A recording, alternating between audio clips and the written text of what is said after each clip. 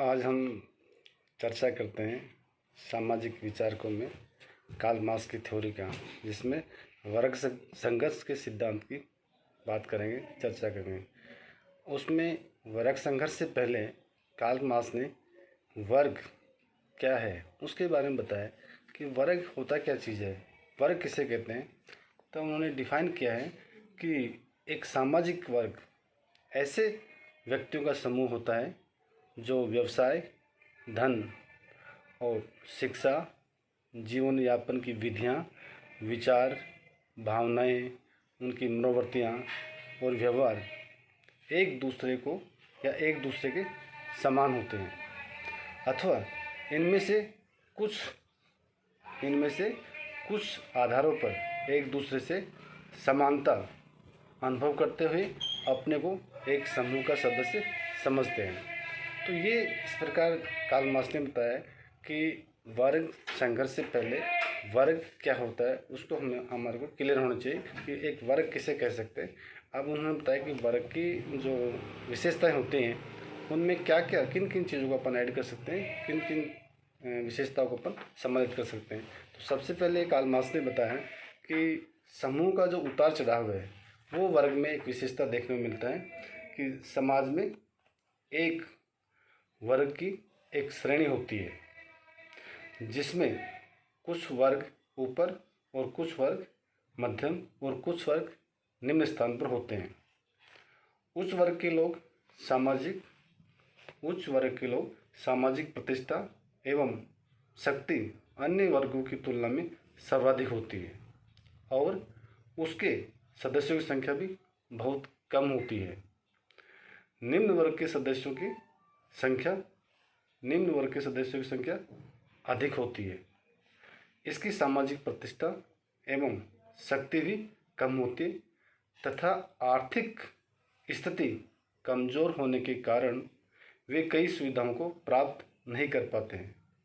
इस प्रकार वर्ग संरचना एक पिरामिड की भांति होती है जिसके धरातल पर अधिक लोगों के होने से यह हिस्सा बड़ा होता है और शिखर पर कम लोगों के होने से यह हिस्सा बहुत छोटा हो जाता है। दूसरी विशेषता जहाँ कार्ल मार्क्स ने वर्ग की बताई है वो उन्होंने बताया कि समान परिस्थिति इक्वल स्टेटस, एक वर्ग के लोगों की सामाजिक परिस्थिति एक समान होती है। परिस्थिति निर्धारण के कई आधार कार्ल मार्क्स ने बताए। संपत्ति के आधार पर माने तो उन लोगों की सामाजिक परिस्थिति ऊंची होगी जिनके पास अधिक धन या संपत्ति होती है। इसी प्रकार शिक्षा को आधार माने तो शिक्षितों एवं अशिक्षितों की सामाजिक प्रतिष्ठा एवं परिस्थिति अलग अलग होती है। शिक्षित लोगों की परिस्थिति अलग होती है और अशिक्षित लोगों की परिस्थिति अलग होती है। फिर भी किसी एक ही आधार पर सामाजिक परिस्थिति का निर्धारण नहीं होता है। उसमें अन्य तत्व जैसे व्यवसाय है, जाति की सदस्यता है, व्यवसाय की प्रतिष्ठा है आदि भी महत्वपूर्ण होते हैं। अगली जो वर्ग की विशेषता बताते कार्ल मार्क्स वो बताते कि उच्चता एवं हीनता की भावना।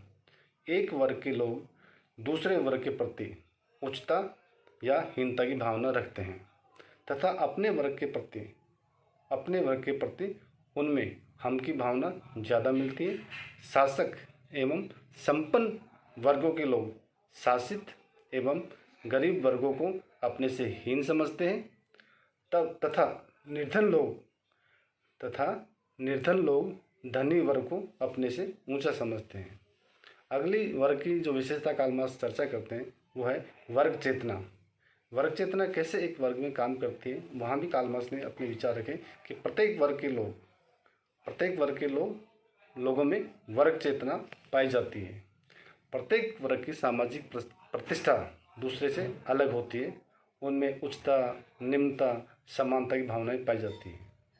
एक वर्ग के लोगों की जीवन शैली, खान पान, सुख सुविधाएं समान होने एवं बचपन से ही उसके सदस्यों का सामाजिकरण उस वर्ग के अनुरूप होने से एक वर्ग के लोगों में अपने वर्ग के प्रति चेतना का निर्माण होता है। अगली जो विशेषता वर्ग की चर्चा करते हैं वो है सीमित सामाजिक संबंध। एक वर्ग के लोग एक वर्ग के लोगों में या एक वर्ग के लोगों के जो सामाजिक संबंध है प्रायः अपने ही वर्ग के लोगों तक सीमित होते हैं और अन्य वर्गों से एक निश्चित सामाजिक दूरी बनाए रखते हैं। वे अपने ही वर्ग में ये संगी, साथी, जीवन साथी आदि का चुनाव करते हैं। आर्थिक, सामाजिक एवं सांस्कृतिक समानता के कारण एक वर्ग के लोगों के संबंध अपने ही वर्ग में अधिक पाए जाते हैं। अगली जो वर्ग की विशेषता बता रहे हैं कार्ल मार्क्स वो है मुक्त द्वार। वर्ग व्यवस्था जाति की भांति कठोर एवं बंद न होकर एक मुक्त या खुली व्यवस्था है, ओपन सिस्टम है। इसका अर्थ है कि एक व्यक्ति एक वर्ग से दूसरे वर्ग में आना जाना कर सकता है। एक व्यक्ति परिश्रम करके धनी बन सकता है और उच्च वर्ग की सदस्यता ग्रहण कर सकता है और दूसरी ओर संपन्न व्यक्ति दिवाला निकलने पर गरीब वर्ग में पहुंच जाता है। अतः यह आवश्यक नहीं है कि एक व्यक्ति जीवन पर्यंत उसी वर्ग का सदस्य रहेगा जिस वर्ग में उसमें जन्म लिया है। तो वर्ग एक खुली व्यवस्था है, जाति एक बंद वर्ग होता है।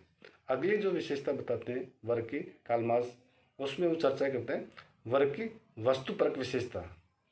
यहाँ पर कार्ल मार्क्स ने बताया कि एक वर्ग को पहचानने एवं एक को दूसरे से भिन्न करने के लिए वर्ग की कुछ विशेषताओं को देखा जाता है। जैसे मकान का प्रकार है, मोहल्ले की प्रतिष्ठा है, शिक्षा है, आय है, रहन सहन का तरीका है, बोलने का तरीका है आदि। संपन्न लोग पक्के एवं अच्छे मकानों में व अच्छी प्रतिष्ठा वाली जो कॉलोनी है उसमें रहते हैं। उनकी आय व शिक्षा ऊंची होती है तथा उनके व्यवहार का एक प्रतिमान पाया जाता है।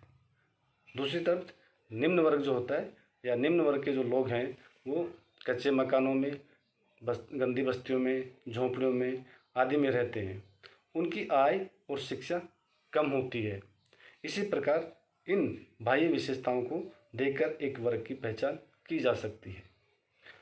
अगली जो विशेषता बताते हैं वर्ग की कार्ल मार्क्स वो है जन्म का महत्व नहीं होता है। वर्ग में जन्म का महत्व नहीं होता है और जाति में जन्म का महत्व होता है। तो यहाँ यह आवश्यक नहीं है कि एक व्यक्ति जिस वर्ग में जन्म लिया है जीवन पर्यंत उसी का सदस्य रहेगा। वर्ग की सदस्यता को तय करने से व्यक्ति की या सदस्यता तय करने में व्यक्ति की शिक्षा, उसकी योग्यता, उसका व्यवसाय, उसकी संपत्ति आदि भी महत्वपूर्ण पक्ष होते हैं। वर्ग जन्म से सदा के लिए जाति की भांति निर्धारित नहीं होता है। अगली विशेषता कार्ल मार्क्स बताते हैं वर्ग की कि कम स्थिरता की वर्ग जो व्यवस्था है, वर्ग व्यवस्था में अपेक्षाकृत कम स्थिरता पाई जाती है क्योंकि शिक्षा के कारण व्यवसाय, धन एवं शक्ति आदि जिनके आधार पर वर्गों का निर्माण होता है परिवर्तनशील है। एक वर्ग को त्याग कर दूसरे वर्ग की सदस्यता ग्रहण की जा सकती है। अतः यह परिवर्तनशील व्यवस्था है, किंतु वर्ग परिवर्तन में कुछ समय लगता है, कुछ ही घंटों में यह कार्य नहीं होता है। अगली जो विशेषता बताते हैं वह है वर्ग की उपवर्ग। प्रत्येक सामाजिक वर्ग में भी कई उपवर्ग पाए जाते हैं। उदाहरण के लिए मध्यम वर्ग में भी सभी एक समान नहीं होते हैं, उनमें भी उच्च, मध्यम और निम्न वर्ग के सदस्य होते हैं या निम्न वर्ग मिलते हैं। इसी प्रकार से सभी धनी वर्ग के लोग भी एक समान नहीं होते हैं। अगला जो विशेषता वर्ग की है वो है जीवन अवसर, लाइफ चांसेस। मैक्स वेबर का मत है कि एक वर्ग के लोगों को जीवन के कुछ विशिष्ट अवसर पर एवं सुविधाएं समान रूप से प्राप्त करते हैं। मजदूरी करने के अवसर गरीब वर्ग को तथा नए उद्योग धंधे खोलने के अवसर उच्च वर्ग को या उच्च जीवन स्तर बनाए रखने के अवसर संपन्न लोगों को समान रूप से प्राप्त होते हैं। अगला जो विशेषता वर्ग की वो है कि पूर्णतया अर्जित होती है। वर्ग पूर्णतया अर्जित होता है, क्योंकि वर्ग की सदस्यता जाति की भांति जन्म से निर्धारित नहीं होती है, अतः यह अर्जित है। एक व्यक्ति अपने गुण, अपना शिक्षा एवं धन आदि में वृद्धि करके उच्च वर्ग की सदस्यता ग्रहण कर सकता है। तो इस प्रकार कार्ल मार्क्स ने कुछ विशेषताओं के कारण वर्ग को डिफाइन या परिभाषित किया है।